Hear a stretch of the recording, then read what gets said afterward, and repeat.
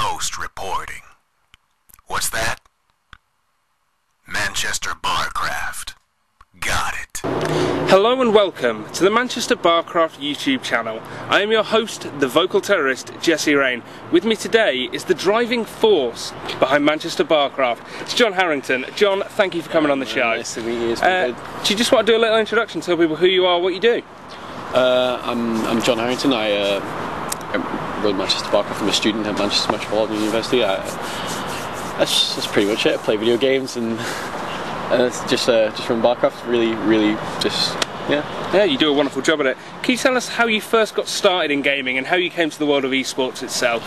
I first started playing PC games, like video games. Like we used to have a LAN centre in my small town. It was around about like 2003, 2002 sort of thing, and I started off playing like Counter-Strike 1.6, Battlefield like 42, Warcraft 3, and it kind of like went from there. So I got into Counter-Strike 1.6 competitively, and I just went from there. I got into esports that way. You know, I used to watch HLTV and stuff like that, and I kind of got into the scene that way. How did Manchester Barcraft kind of first come to be? Did you ever imagine it'd be as big as it is now?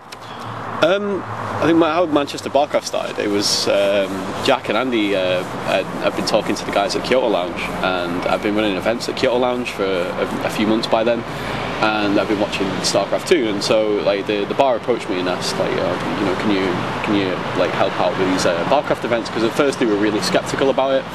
And so, yeah, okay, we didn't really start in like the sort of similar, like how normal Barcraft start, as in they go around to like 50 pubs and they get rejected at like 49 and then they find and stuff like that. But how it worked out was, it was just, we ran the first event for IPL 3, and IPL 3 went really well, and it was only a test event for MLG Orlando the next weekend, and then like we had like 60 people show up for the first one, and then like 90 people show up for the second one, and we were like, oh, right, okay, cool.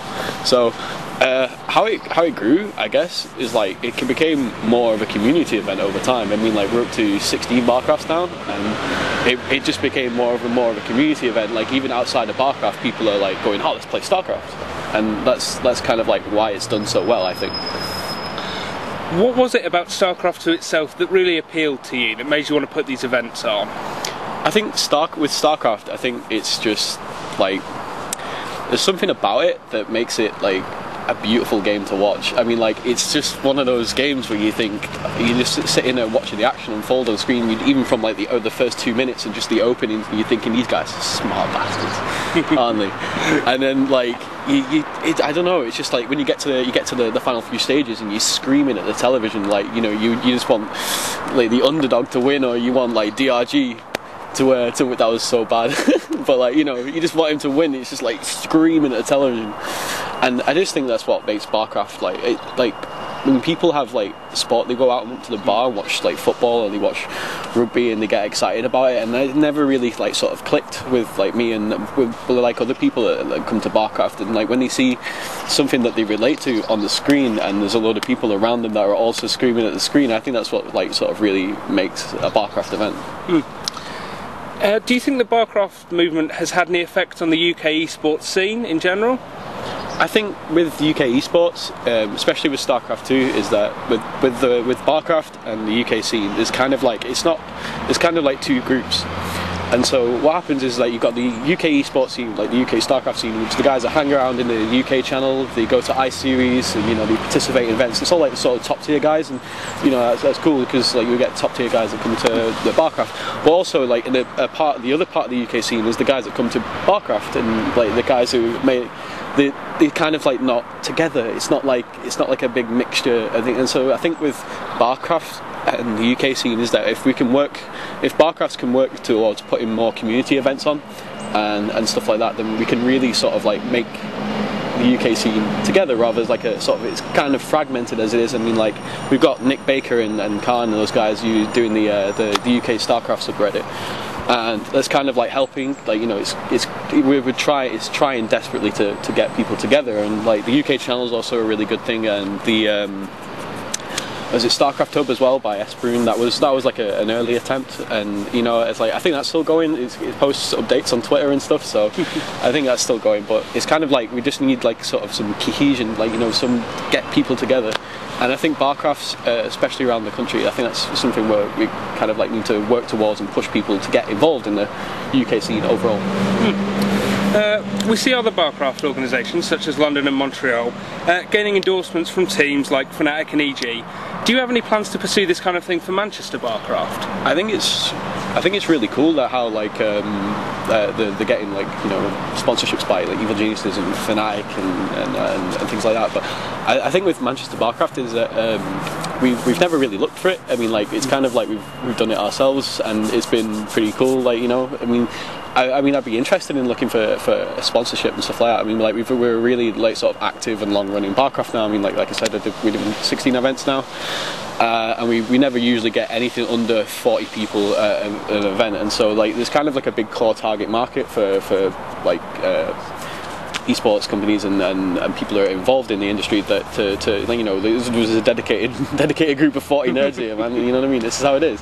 And I think I don't know as yet. I'd maybe like actively looking for one. I mean, like we're kind of good with doing our own thing for the time being, even then. But I suppose like if it gets to the point where we do something big or we do something like that, maybe then. Okay. As we film this, it's actually the day of the 1 year anniversary of Manchester Barcraft, so congratulations on that. Why do you think Manchester Barcraft has been so successful? Why has it gained some level of stability that maybe other Barcrafts haven't in the UK? I think the venue has helped. Like, sort of, we're a rather unique Barcraft in the UK, or even in the world. As like what's happened is that I mean, what other Barcraft has like 11 PCs in the room. Like we allow people to play but StarCraft at the event, as well as we have like 6 televisions, and it's like a sort of dedicated gaming bar. And so, like even the bar has said, like, you know, it's like we were genuinely really surprised after the first event,